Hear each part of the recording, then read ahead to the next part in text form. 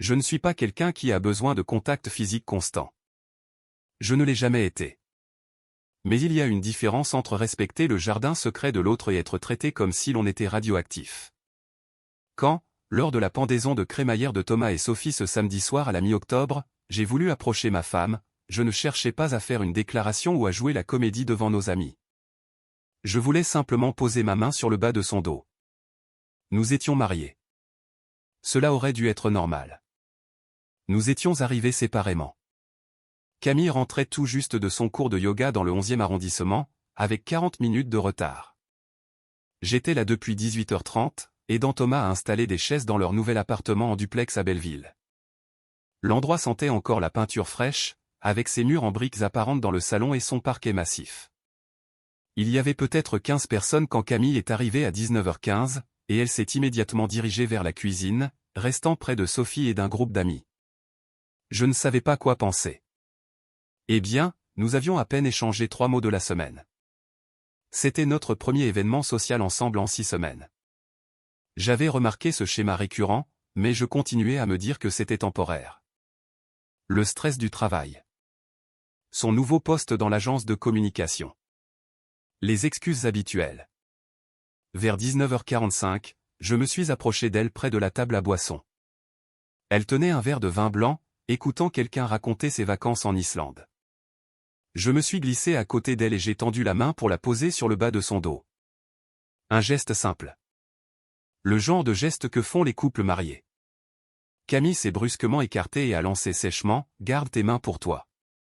Elle l'a dit assez fort pour que les conversations autour de nous s'arrêtent. Sophie s'est figée, bouteille de vin en suspens au-dessus d'un verre. L'histoire de Thomas sur sa nouvelle promotion s'est éteinte dans le silence. Le couple à côté de nous, des gens que j'avais croisés une fois, s'est soudainement passionné pour ses chaussures. Je suis resté là pendant peut-être 3 secondes. Ma main était encore légèrement tendue, suspendue dans l'espace entre nous. La pièce semblait très silencieuse. Je pouvais entendre le bruit de la circulation dans la rue. Puis j'ai laissé retomber ma main, j'ai hoché la tête une fois et j'ai dit « Compris ». J'ai fait demi-tour, j'ai traversé l'appartement, j'ai récupéré ma veste dans l'entrée et je suis sorti. Thomas m'a appelé depuis le salon, tout va bien? Je lui ai dit que je devais partir tôt. C'était plus facile que de dire la vérité. Le trajet en voiture de Belleville jusqu'à l'appartement de ma sœur à Pantin a pris 11 minutes. J'ai remonté le boulevard de la Villette jusqu'au canal de l'Ourcq, puis j'ai longé les quais. L'air d'octobre était frais, peut-être 15 degrés, et j'avais laissé les vitres entr'ouvertes. Je pouvais entendre la musique des bars que je dépassais. Des bruits de samedi soir ordinaire. Mon mariage était en train de se terminer, et le monde continuait de tourner comme si de rien n'était. Bruna a ouvert sa porte avant même que je puisse frapper. Elle avait 31 ans, 3 ans de moins que moi, graphiste en télétravail. Elle m'a regardé debout dans le couloir et n'a posé aucune question. « Je peux loger ici ce soir ?» Bien sûr. Elle a préparé du thé. Nous nous sommes assis dans son petit salon avec son mur en briques et ses plantes sur chaque surface. Elle a attendu que je parle en premier. C'est comme ça que fonctionne Bruna. Elle ne force jamais. Camille m'a dit de garder mes mains pour moi ce soir à la fête, devant tout le monde. Bruna a posé sa tasse. Elle a dit ça devant tout le monde? Ouais, putain de merde. Je sais. Et ça s'accumule depuis des mois, peut-être 10 mois.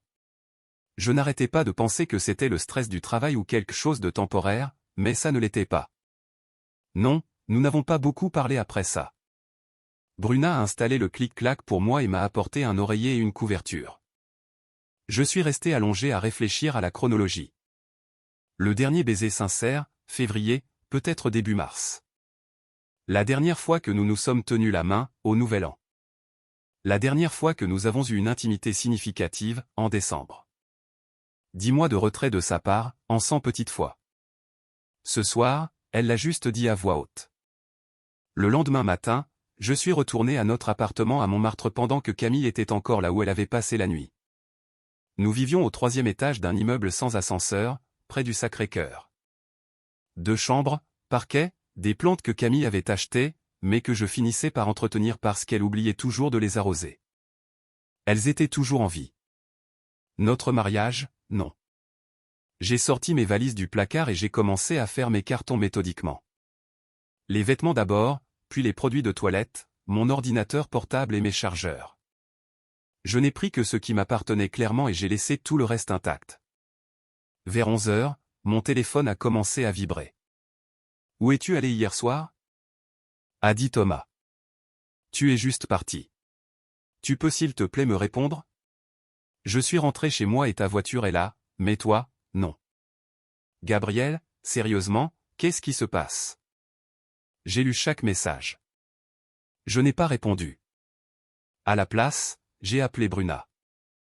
Je peux rester avec toi quelques semaines ? Il y a eu une pause. Bruna savait qu'il valait mieux ne pas poser de questions tout de suite. Bien sûr. Combien de temps ? Je ne sais pas encore. Tu vas bien ? Pas vraiment, mais ça ira. Viens quand tu veux. Merci. J'ai raccroché et j'ai continué à faire mes cartons. Mon téléphone n'arrêtait pas de vibrer. Quand j'ai eu presque fini, Camille avait envoyé 12 messages de plus. Je n'en ai lu aucun. J'ai quitté l'appartement vers 13h30. La voiture de Camille s'est garée sur notre place alors que je chargeais le dernier sac dans mon coffre. Elle est sortie, visiblement bouleversée. Ses cheveux étaient détachés au lieu de sa queue de cheval habituelle et elle portait une tenue de sport, ce qui était inhabituel. Camille était toujours tirée à 4 épingles. Toujours. Qu'est-ce que tu fais ? Je prends le reste de mes affaires. Tu es sérieux avec ça ? Oui.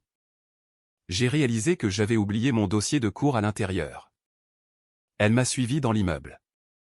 Gabriel, c'est ridicule.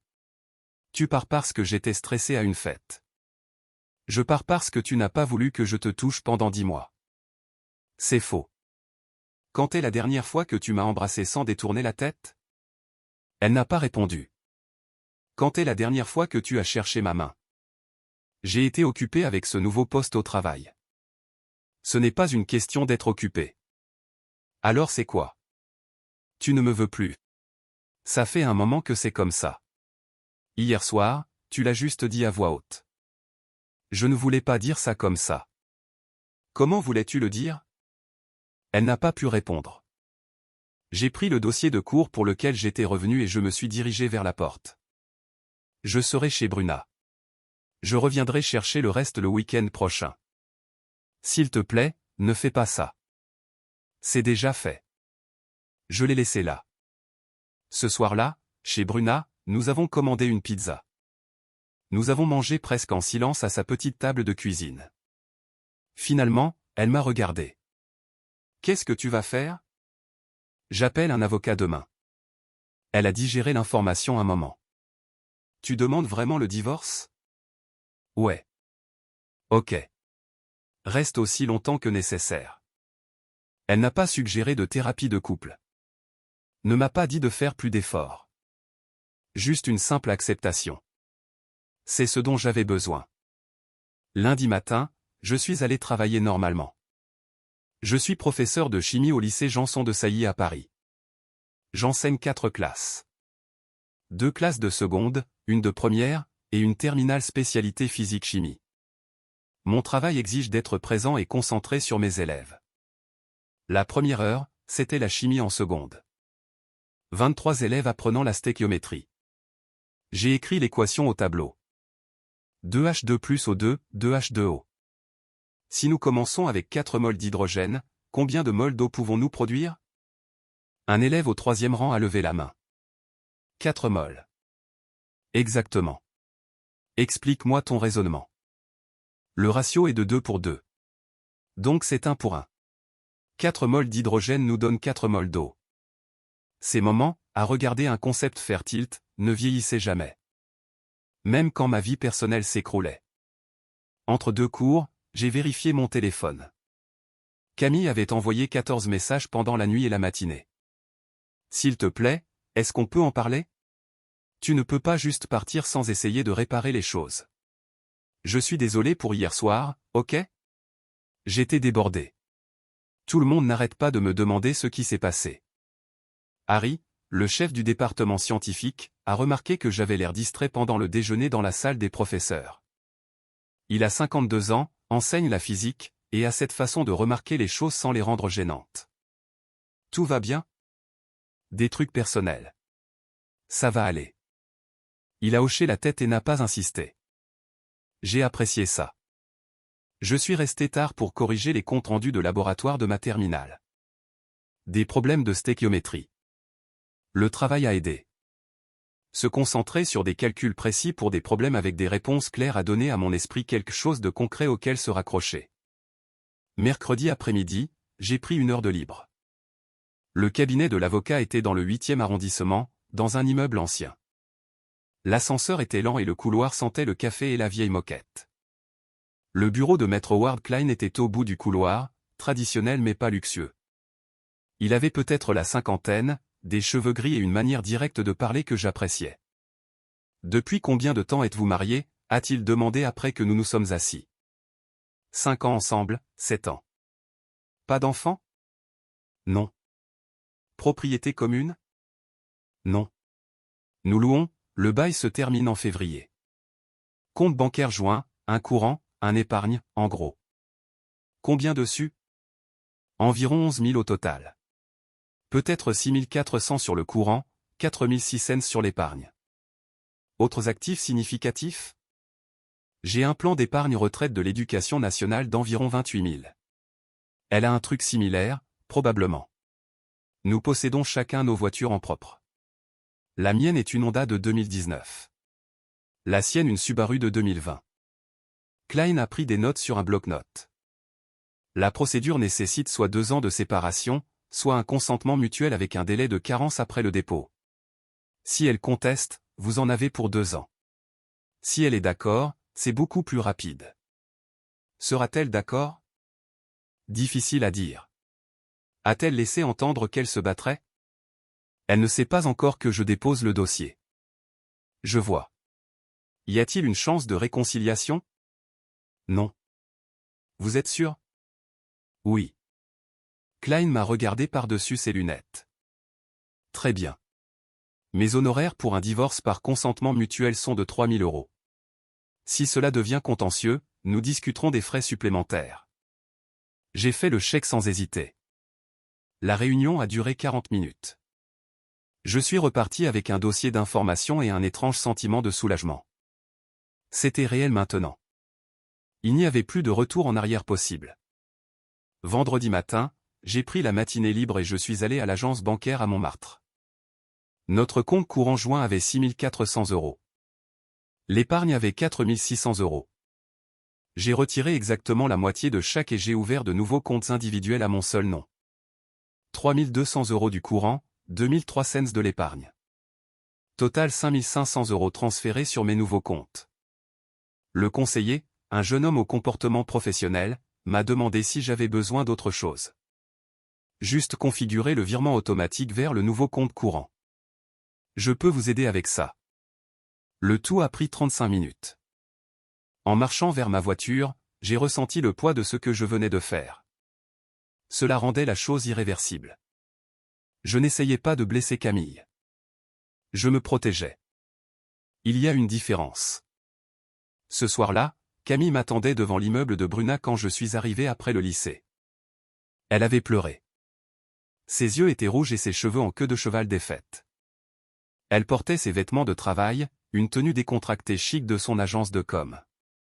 Je suis allé à la banque aujourd'hui. Ok. Tu as pris la moitié de l'argent. Oui. Donc, c'est réel. Tu pars vraiment. Je suis déjà parti. Pour une remarque à une fête. Ce n'était pas une remarque. Elle m'a suivi vers l'entrée de l'immeuble.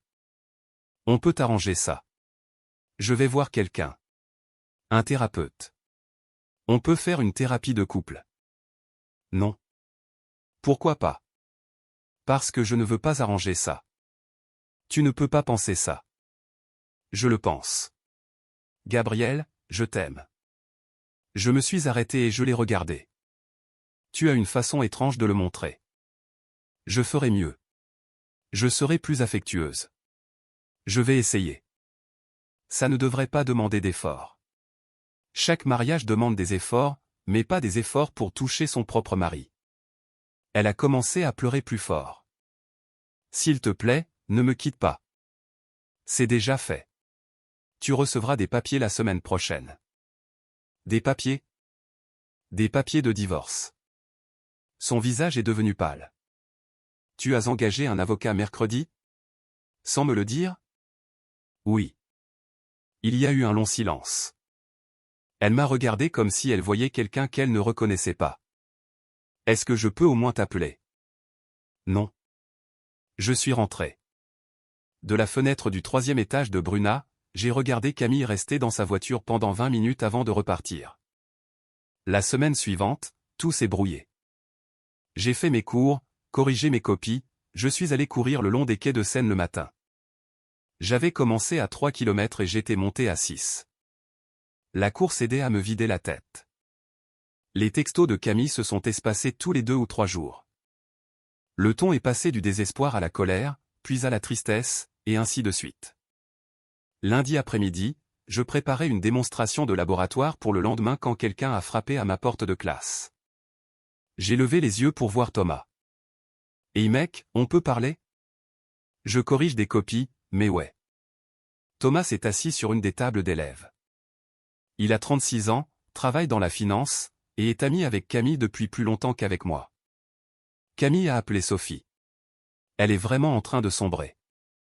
Je suis désolé d'entendre ça. Elle dit que tu es juste parti sans essayer de résoudre les choses. Ce n'est pas ce qui s'est passé, Thomas. Qu'est-ce qui s'est passé alors? Elle ne voulait plus de moi depuis des mois. Samedi soir, elle l'a juste rendu public. Ça semble extrême. Tu as vu à quelle distance on était assis avant que je l'approche. Thomas a fait une pause. En fait, ouais. Sophie a mentionné que Camille semblait distante toute la soirée. C'est comme ça depuis février, peut-être avant. Putain, je ne suis pas le méchant ici, Thomas. J'ai juste arrêté de faire semblant. C'est vrai. Je voulais juste m'assurer que tu allais bien. Je vais bien. Il est parti, relativement satisfait. Je suis retourné à mes corrections. Jeudi après-midi, le 29 octobre, j'enseignais quand mon téléphone a commencé à vibrer de manière répétée dans mon tiroir de bureau. J'ai vérifié entre 2 cours. Quelqu'un vient de me remettre les papiers de divorce à mon bureau. À mon bureau, Gabriel, tout le monde a vu. Tu as une idée de l'humiliation que c'est? Je ne peux pas croire que tu ferais ça. Tu es vraiment en train de divorcer. Je les ai lus pendant mon heure de préparation. Je n'ai pas répondu. Les textos ont continué toute l'après-midi et la soirée.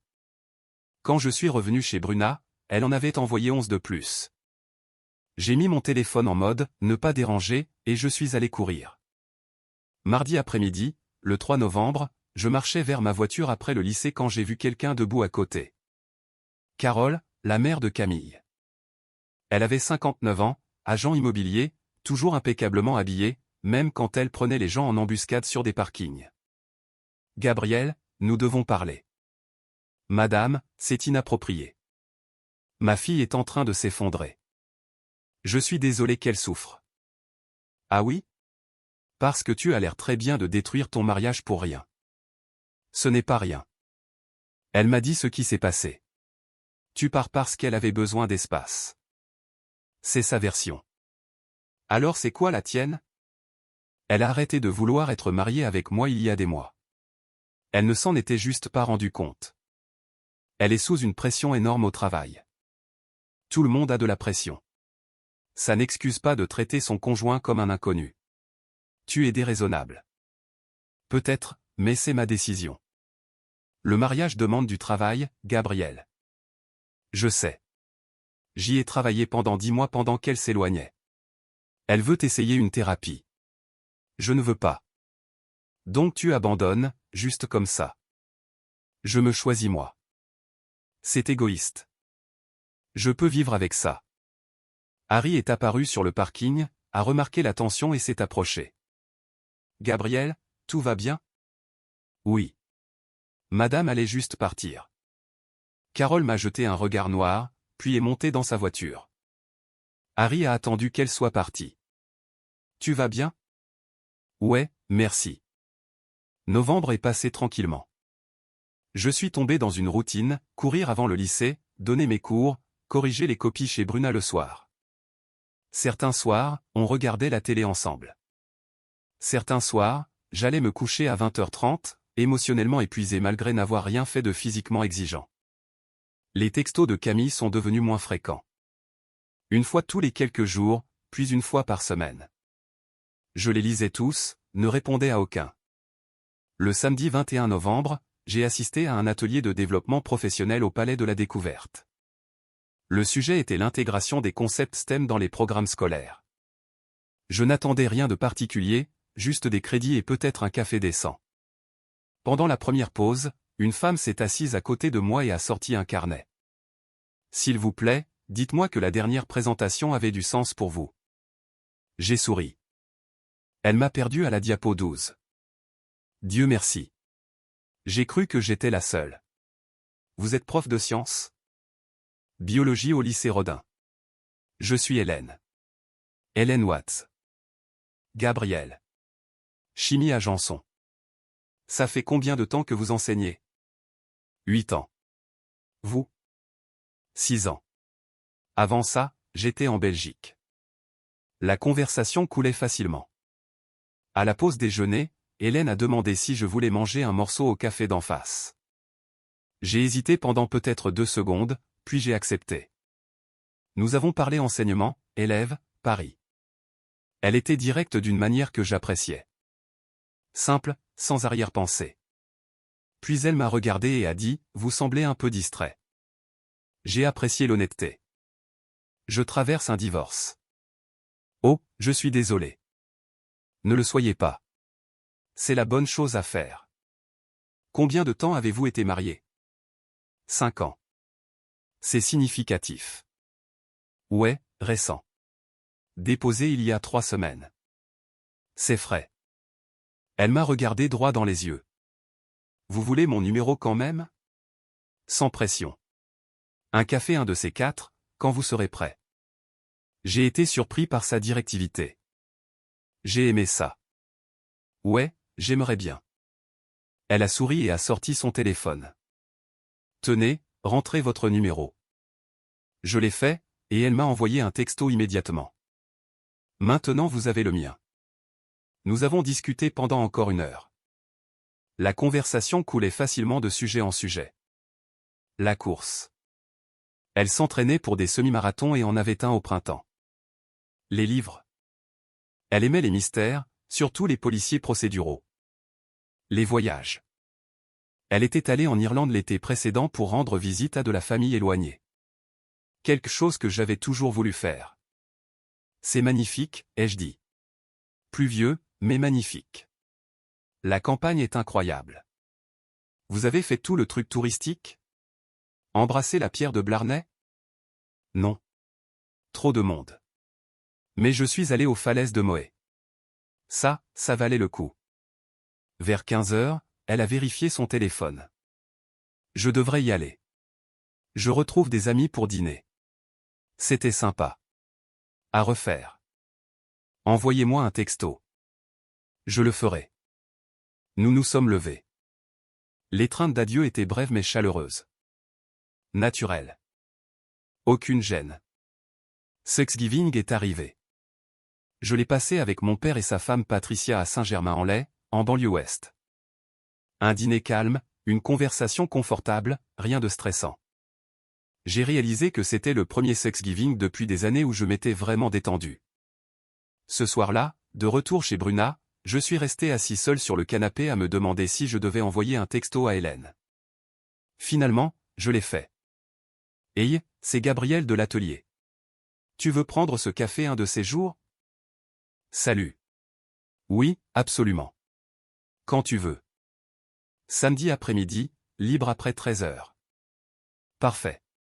Il y a un bon endroit dans le Marais, la colline sur la rue des Archives.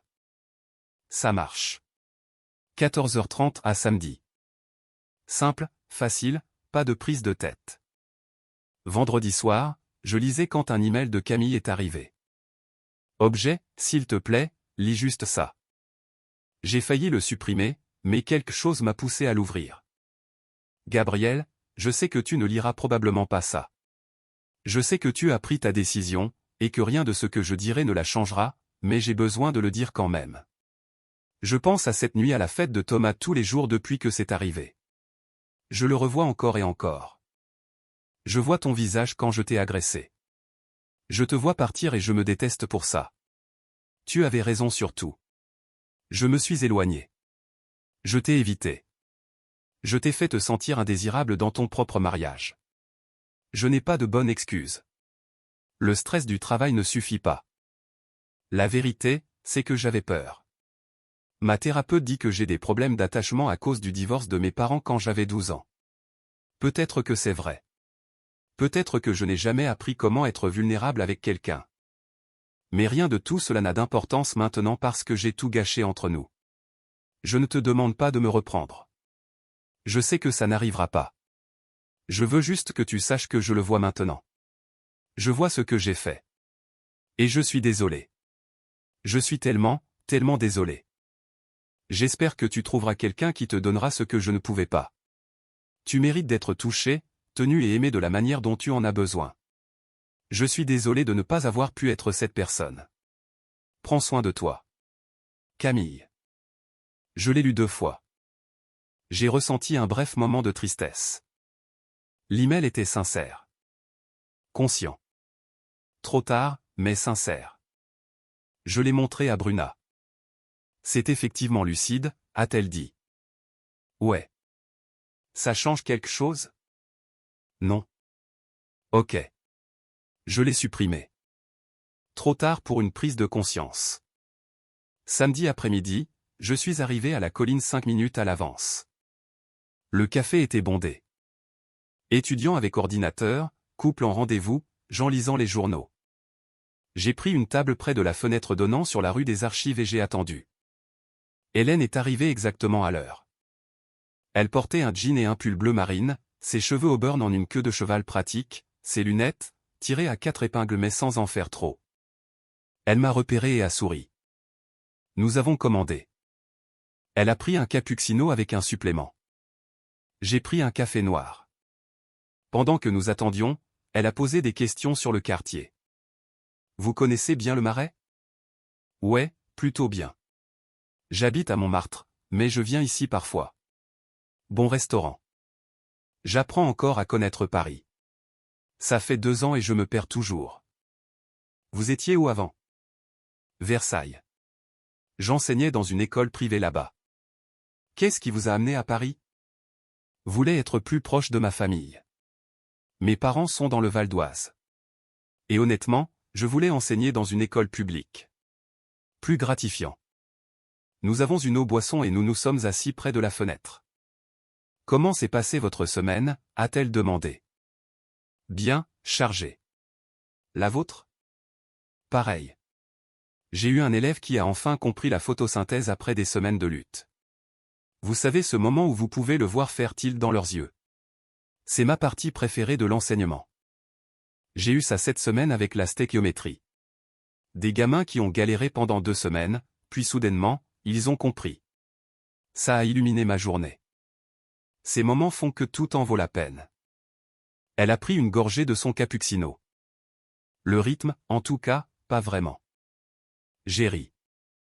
Non, pas vraiment. Nous avons parlé facilement du travail, de nos élèves, des défis d'enseigner les sciences à des adolescents qui préféreraient être sur leur téléphone. Elle m'a parlé d'un laboratoire où les élèves devaient disséquer des pelotes de réjection pour apprendre sur les chaînes alimentaires. La moitié de la classe était dégoûtée tandis que l'autre moitié était fascinée. Un gamin a trouvé un crâne de souris entier. Il était tellement excité qu'il a pris une photo et l'a envoyée à sa mère. Elle a apprécié ça? Pas du tout. Hélène a souri. J'ai reçu un email cet après-midi-là. La conversation a glissé vers les familles. Elle a posé des questions sur la mienne. J'ai une sœur, Bruna. Elle a 3 ans de moins, vit à Pantin, graphiste, travaille à la maison. Mon père est à Saint-Germain avec sa femme. Ils sont mariés depuis 10 ans environ. Votre mère? Elle est décédée quand j'étais à la fac. Cancer. Je suis désolé. C'était il y a longtemps. Et vous? Mes deux parents sont toujours là, heureusement. Un frère, plus âgé. Il est avocat à New York. Nous ne sommes pas super proches, mais nous nous entendons bien. Elle a fait une pause. Alors, qu'est-ce qui vous a donné envie d'enseigner la chimie spécifiquement? J'ai toujours aimé la précision de la chose. La façon dont les réactions suivent des règles. Il y a quelque chose de satisfaisant à équilibrer des équations. Je comprends ça. La biologie est plus désordonnée. Tout s'adapte et change constamment. Ça vous garde sur le qui-vive, cela dit. Ça le fait. Elle a souri. Bien que, je dois admettre, la stéchiométrie n'a jamais été mon point fort. La plupart des biologistes disent ça. Nous préférons les êtres vivants au ratio de mol. Nous avons discuté pendant encore 1 heure. Tous deux coureurs, tous deux aimant les documentaires. Elle cuisinait. Je ne savais pas, mais voulais apprendre. Elle est allée en Irlande l'été dernier. Je voulais y aller. Vers 16 heures, elle a dit qu'elle avait des projets avec des amis. C'était sympa. C'était, à refaire un de ces jours. Envoyez-moi un texto. Je le ferai. Nous nous sommes serrés dans nos bras pour nous dire au revoir. Bref, amical, naturel. En retournant à ma voiture, j'ai réalisé que je souriais. Première fois depuis des mois que sortir avec quelqu'un semblait possible. Je ne pressais rien, juste ouvert à ça. Décembre est arrivé. Hélène et moi nous sommes envoyés des textos régulièrement, tombant dans un rythme facile. Elle m'envoyait des photos d'échecs de laboratoire particulièrement dramatiques d'élèves. Je lui envoyais des photos d'équations que mes élèves avaient hilaramment mal faites, des petites visions de nos journées. Nous nous voyons 1 fois par semaine, parfois 2. Le deuxième rendez-vous était un dîner chez Zahav, un restaurant israélien dans le Marais. Nous nous sommes assis au bar et avons commandé beaucoup trop de nourriture. Houmous à l'agneau, aubergines grillées, à la, encore chaude du four. Je vais devoir courir 5 kilomètres de plus demain, a-t-elle dit, attrapant un autre morceau de pain. Ça vaut le coup, cela dit. Absolument. Le troisième rendez-vous était au musée d'Orsay. Nous avons déambulé à travers les galeries européennes, nous arrêtant devant un Monet. Vous avez toujours voulu être professeur, a-t-elle demandé. Non, je voulais être chercheur en chimie, travailler dans un labo, développer de nouveaux matériaux, ce genre de choses. Qu'est-ce qui a changé?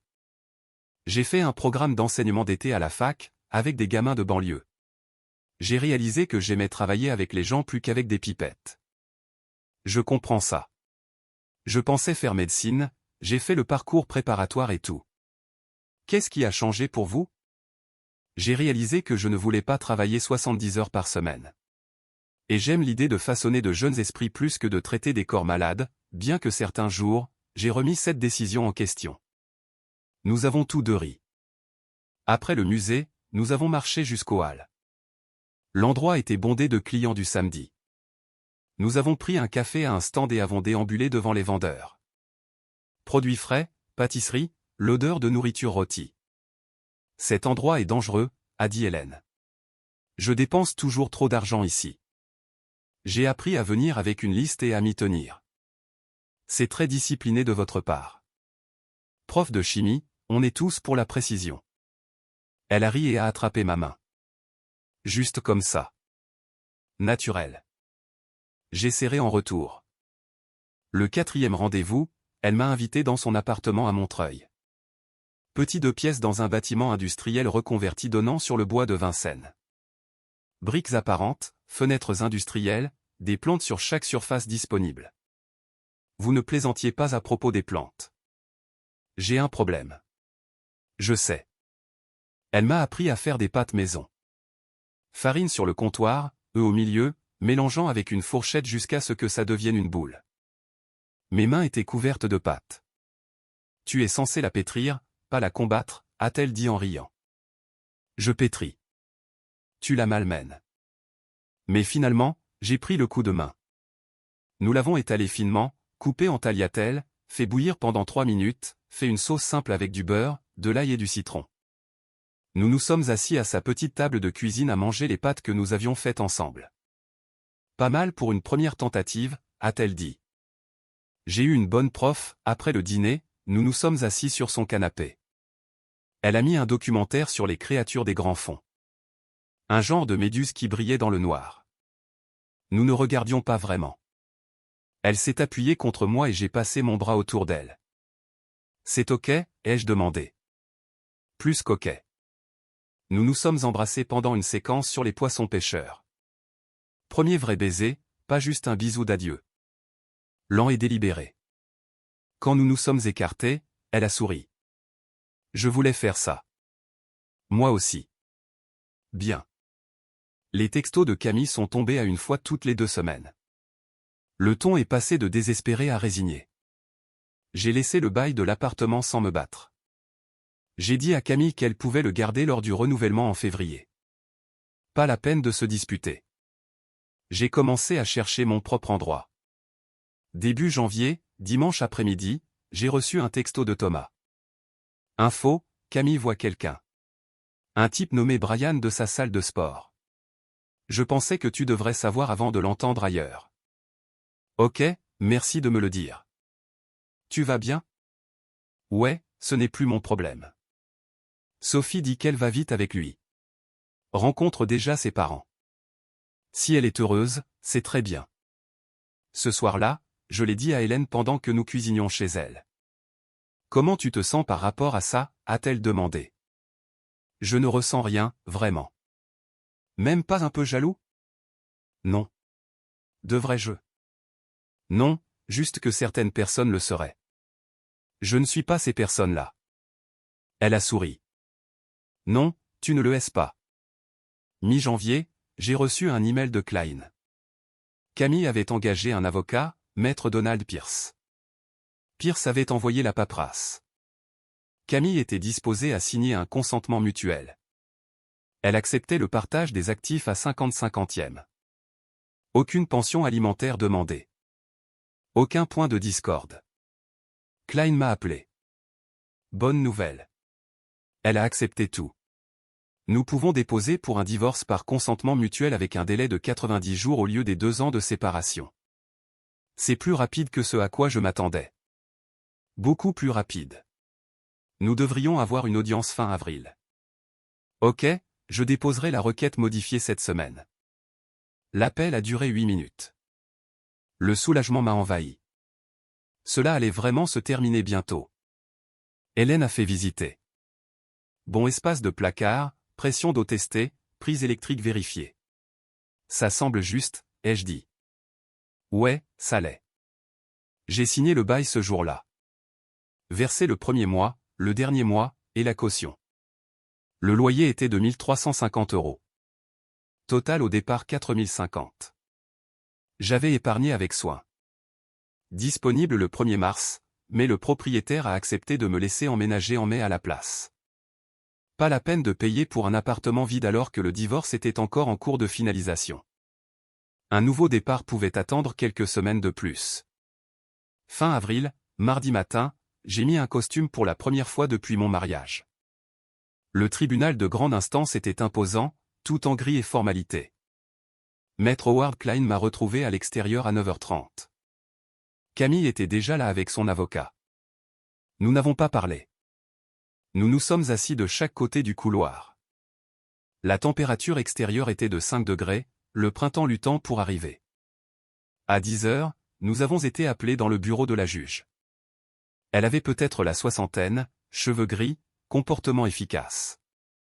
Monsieur Foster, vous demandez la dissolution du mariage sur la base du consentement mutuel? Oui, madame la juge. Les 2 parties ont convenu du partage des actifs. Oui. Pas d'enfants impliqués. Non.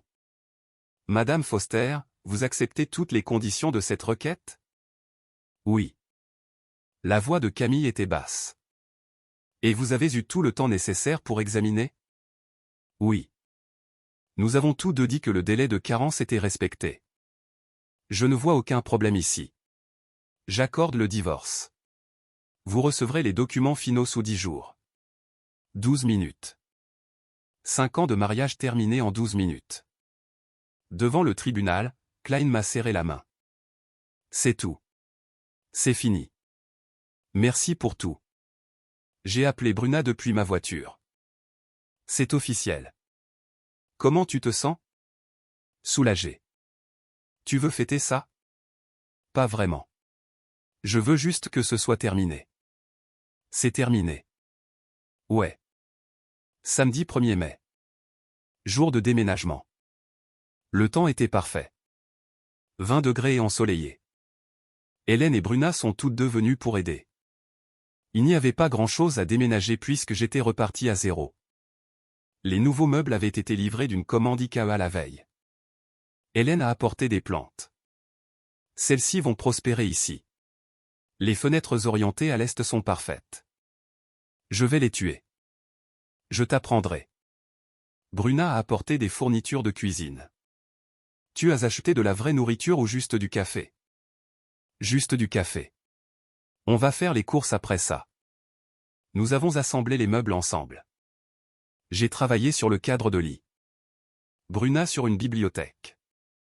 Hélène déballait les cartons de cuisine. La musique jouait depuis le téléphone d'Hélène. Collaboration naturelle. Nous avons commandé des pizzas pour le dîner. Nous nous sommes assis par terre à manger alors que les meubles étaient encore à moitié assemblés. Bruna a raconté des histoires embarrassantes sur moi quand j'étais enfant. Hélène a ri. Ça ne m'a pas dérangé. Bruna est partie vers 19h. Hélène est restée jusqu'à 21h. Nous nous sommes assis sur le nouveau canapé. Première fois seule dans mon espace. Ça a l'air bien, a-t-elle dit. Ça te ressemble. Ouais, propre, désencombré, intentionnel. C'est ton observation de prof? Juste une observation. Elle a fait une pause. Tu sembles différent qu'à l'atelier. Comment ça? Plus léger, plus serein. Je me sens comme ça. Bien. Elle m'a embrassé pour me dire bonne nuit à la porte. Je l'ai fermée et j'ai regardé autour de mon appartement. Mon espace, ma vie, mon choix. Samedi 12 juin. Je faisais les courses au supermarché. J'ai vu Camille au rayon fruits et légumes.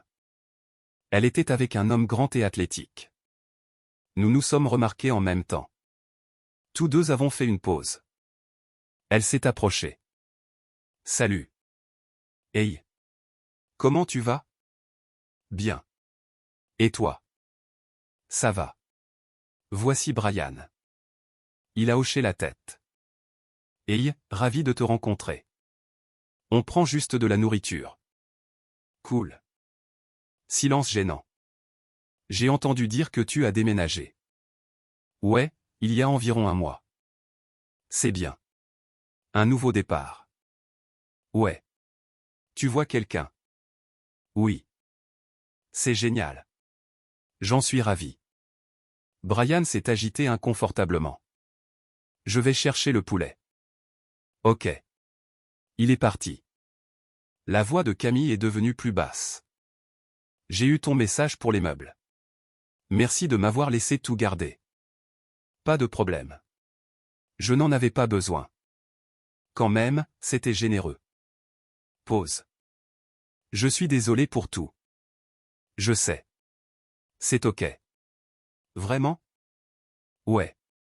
Nous avons tous deux tourné la page. C'est ça qui compte. Je pense à cette nuit parfois, à la fête de Thomas. N'y pense pas. C'est fini, non? Elle a fait une pause. Prends soin de toi, Gabriel. Toi aussi. Elle est partie. J'ai regardé un instant.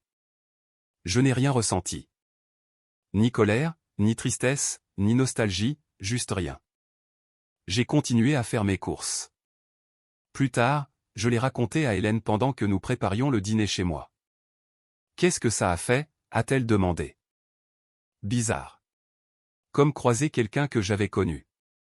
Pas quelqu'un avec qui tu étais marié. Ça aussi, mais surtout quelqu'un du passé. Avant quoi? Avant que je comprenne ce que je voulais vraiment, qui est quelqu'un qui ne tressaille pas quand je la touche. Elle a souri et a attrapé ma main. L'été est arrivé. Samedi soir, le 14 août. Hélène et moi étions au bord des quais de Seine, assis sur un banc. Soirée chaude, 24 degrés. Nous mangions des glaces. Nous étions officiellement ensemble depuis 8 mois. Facile, confortable, réel. Mon bail se termine en octobre, a-t-elle dit. Ouais. Je pensais à chercher un nouvel endroit. Quelque part de spécifique? Peut-être près de chez toi.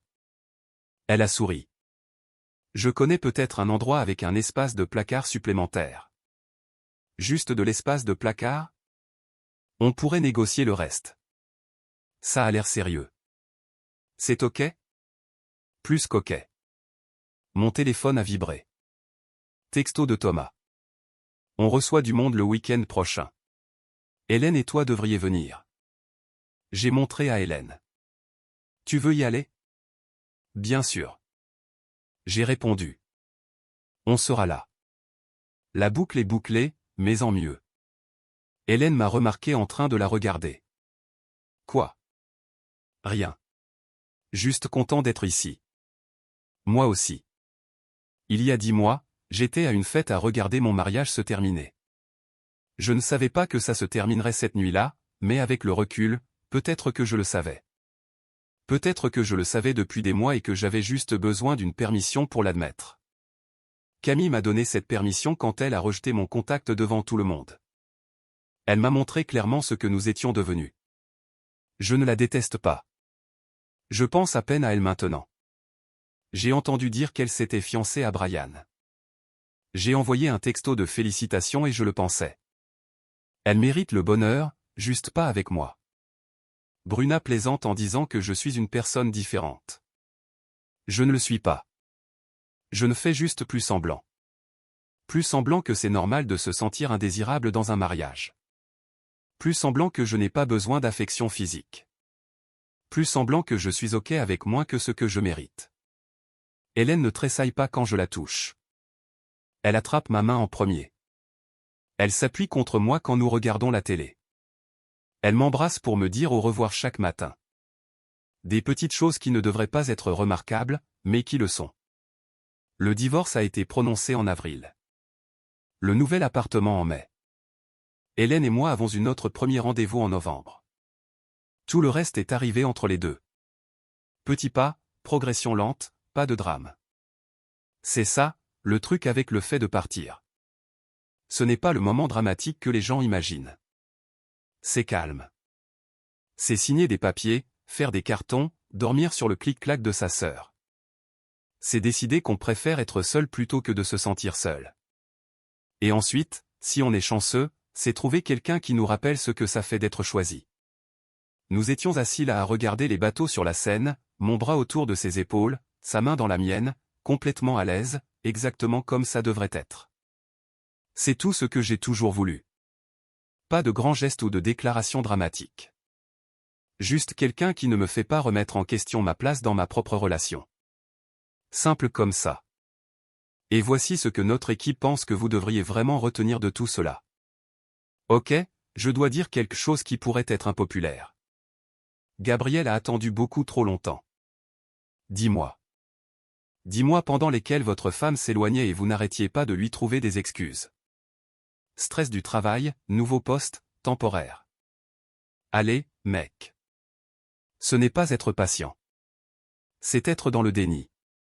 Je comprends qu'il ne voulait pas faire de vagues, mais à un moment donné, vous devez vraiment parler à votre partenaire avant qu'elle n'en arrive au point de vous humilier à des fêtes. Il a remarqué le schéma en février et n'a pas sérieusement abordé le sujet avant octobre. Ce n'est pas laisser de l'espace à quelqu'un. C'est éviter le conflit jusqu'à ce qu'il explose. Et Camille, à quoi pensait-elle? Vous ne pouvez pas juste ignorer votre mari pendant presque un an et vous attendre à ce qu'il continue d'attendre. Les problèmes d'attachement sont réels. Je le comprends, mais c'est votre responsabilité d'y travailler. Vous ne pouvez pas faire en sorte que votre partenaire se sente indésirable pendant des mois, puis jouer les surpris quand il part. La remarque lors de la fête était juste la goutte d'eau, pas le problème. Voici la leçon, Gabriel aurait dû confronter cela au 2e mois, pas au 10e. Et Camille aurait dû aller en thérapie dès l'instant où elle s'est sentie s'éloigner, pas après qu'il soit déjà parti. La communication n'est pas optionnelle dans un mariage. C'est littéralement tout le but. Quelqu'un d'autre a déjà laissé traîner les choses beaucoup trop longtemps avant de se demander pourquoi tout s'est effondré.